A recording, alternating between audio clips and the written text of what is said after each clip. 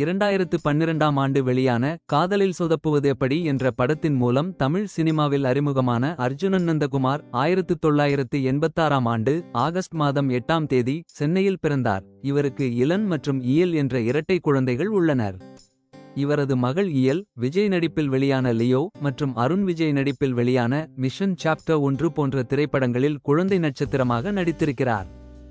இவரது மகன் இளன் 2023ஆம் ஆண்டு கவின் நடிப்பில் வெளியான டா டா படத்தில் குழந்தை நட்சத்திரமாக நடித்துள்ளார். ஆரம்பத்தில் இயக்குனர் பாலாஜி மோகன் இயக்கிய குறும்படமாக உருவாக்கப்பட்டு பின்னர் முழுநீளப்படமாக மாற்றப்பட்ட காதலில் சொதப்புவதெப்படி படத்தில் நடிகராகவும் உதவி இயக்குனராகவும் பணியாற்றினார். அந்த படத்தில் தனது முழுமையான திறமையை வெளிப்படுத்திய அவர் தொடர்ந்து ஆதலால் காதல் செய்வீர், ஜபர்தஸ்த், வாயை மூடி பேசவும், டார்லிங் 2, அவியல் போன்ற படங்களிலும் நடித்துள்ளார்.